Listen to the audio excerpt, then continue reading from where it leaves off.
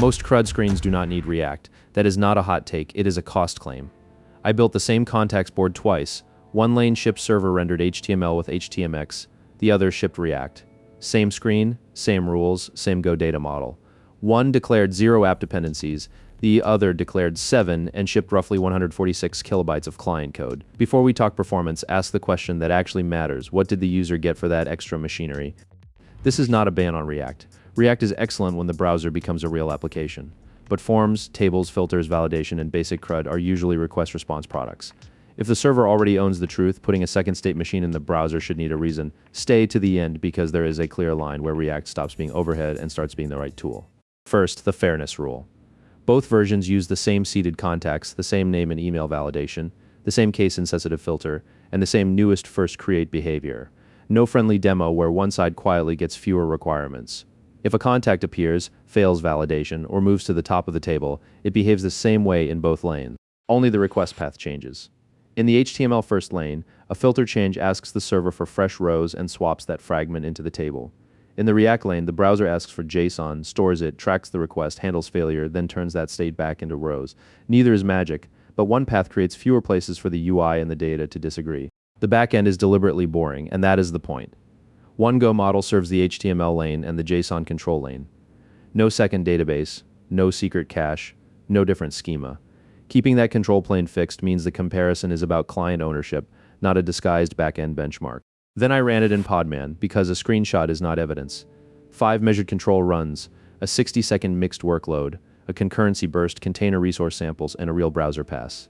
This is not the kind of benchmark that crowns a winner from one number. It is a test of what changes, what does not, and what the extra client layer actually buys. Start with the HTML first mechanism. The handler receives the query, takes a contact snapshot, renders rows, and returns HTML. The browser swaps those rows into the existing table. There is no client router trying to reconstruct a screen, no cache to invalidate, no duplicated validation state waiting to drift from the server. For conventional CRUD, that small request path is the feature. Now look at the React path. The code is perfectly reasonable. It just has more responsibilities. Contacts, query, loading, saving, error, debounce timing, fetch lifecycle, and refresh after create. Every item is defensible. Together, they are the complexity tax. The question is not whether React code is bad. The question is whether this contact board has earned all of those states. Here's the first data point, and it is intentionally unglamorous. In the 60-second mixed workload, list handled about 633 requests per second. Filter and create were both around 230. Every operation completed with 0 errors. That tells us the shared Go control handled the workload. It does not prove HTMX is faster than React, because both lanes are using the same API. Honest benchmarks say what a number cannot prove. The next chart is the warning label. At 500 concurrent requests, P95 was about 56 milliseconds. At 1,000, it crossed 110. At 2,000, 225. At 5,000, more than 600. At 10,000 simultaneous requests, P95 reached roughly 1.4 seconds. The server did not throw errors, but a user does not experience your error rate. They experience the tail. That is why 0 errors is not a production verdict. This is one in-memory container, not a database, authentication layer, CDN, or 1 million people with different devices and network quality. In the realistic run, memory averaged about 29 megabytes and peaked near 53. CPU averaged more than 1 core. Useful capacity evidence? Yes. A license to promise unlimited scale? Absolutely not.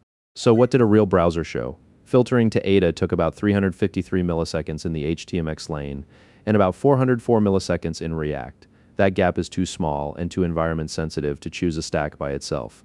If your argument begins and ends with a 50 millisecond browser trace, you are optimizing for the screenshot instead of the product. The durable number is the client surface.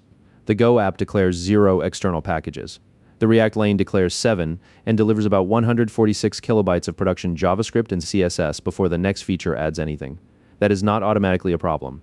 It becomes a problem when every extra state, dependency, and bundle byte exists only to recreate an interface the server could have rendered directly. Here's the decision point most framework debates miss. HTML first is not old school and React is not modern. They are different ownership models. If the server can answer a request and render the next useful screen, HTML first keeps the truth near the request. If the browser must own a long-lived interactive world between requests, React gives you the machinery to do that deliberately. React earns its cost when the interaction is the product. Real-time collaboration, offline first work, optimistic local workflows, rich drag and drop, dense visualizations, or an interface that would feel broken if every meaningful action took a round trip. In those cases, client state is not accidental complexity, it is the product model. That is exactly when I would choose React without apology. For forms, tables, filters, validation, and ordinary CRUD, start HTML first. Make React earn its place with a user experience requirement, not a team habit. The safe default is not never React. It is do not build a front-end application until the screen actually needs to be won. The full repo is live on GitHub. If you want to inspect the code, rerun the experiment, or argue with the numbers yourself. And if you want the next experiment, I will take a real-time offline first workflow and show the point where that verdict flips.